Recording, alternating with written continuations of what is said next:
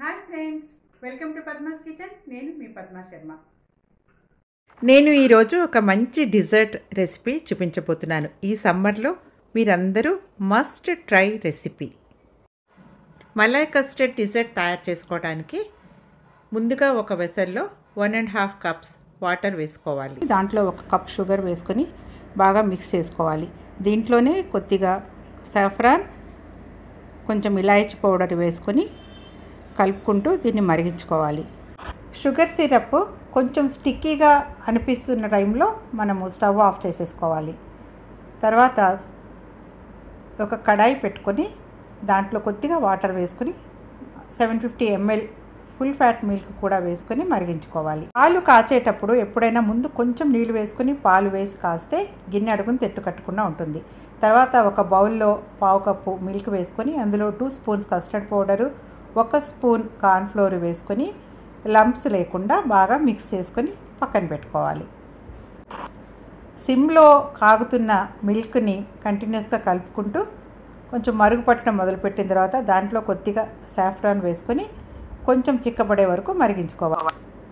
పాలు బాగా మరిగి తిక్గా అయిన తర్వాత దీంట్లో మనం ముందుగా కలిపి పెట్టుకున్న కస్టర్డ్ మిల్క్ని స్లోగా యాడ్ చేసుకోవాలి. లంప్స్ లేకుండా మిక్స్ చేసుకుంటూ ఉండాలి. దీంట్లోనే 3 టేబుల్ స్పూన్స్ షుగర్ కూడా వేసుకుని బాగా కలుపుకోవాలి. ఈ మిల్క్ ఇలా బాగా బాయిల్ అయిన తర్వాత కన్సిస్టెన్సీ చెక్ చేసుకుంటే ఇలాగా స్పాచులా పైన కోట్ లాగా అవుతుంది. ఈ స్టేజ్లో మనం స్టవ్ ఆఫ్ చేసేసుకోవాలి. ఇప్పుడు మలై కస్టర్డ్ డిజర్ట్ సెట్ చేసుకోవాలి. దానికోసం బ్రాడ్గా ఉన్న ఒక గ్లాస్ వెసల్ని తీసుకుని దీంట్లో ఒక లేయర్ రస్కుల్ని ఇలా అరేంజ్ చేసుకుంటున్నాను. ఇది మనం రెగ్యులర్గా టీలో యూజ్ చేసుకునే రస్కులే. దీనిపైన ముందుగా మనం తయారు చేసి పెట్టుకున్న షుగర్ సిరప్ వేసుకోవాలి. ఇది టోటల్గా అన్ని రస్కులు కవర్ అయ్యేటట్టు వేసుకోవాలి. తర్వాత దానిపైన మనం తయారు చేసుకున్న కస్టర్డ్ మిల్క్ని వేసుకోవాలి. రస్కులన్నీ కవర్ అయ్యేటట్టు టోటల్గా ఒక థిక్ లేయర్ లాగా ఈ కస్టర్డ్ మిల్క్ని వేసుకోవాలి.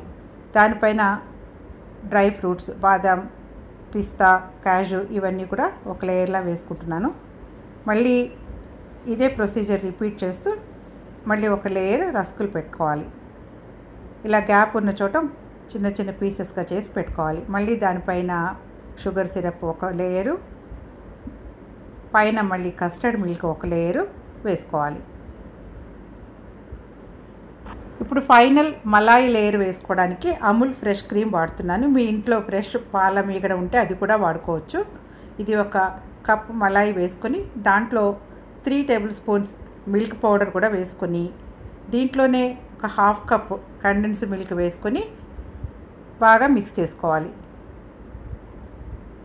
కొద్దిగా స్వీట్నెస్ కోసం 1 స్పూన్ షుగర్ పౌడర్ కూడా వేసుకోవాలి. ఈ మిక్స్చర్ని విస్కర్తో బాగా మిక్స్ చేసుకోవాలి. ఇలా థిక్ పోరింగ్ కన్సిస్టెన్సీలో ఉండాలి. ఇలా రెడీ చేసుకున్న క్రీమ్ని టాప్ లేయర్ లాగా వేసుకోవాలి. మొత్తం కవర్ అయ్యేటట్టు క్రీమ్ అంతా స్ప్రెడ్ చేయాలి.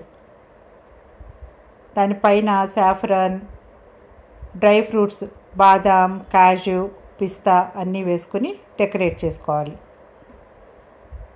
అంతే, tasty instant malai custard dessert ready అయిపోయింది.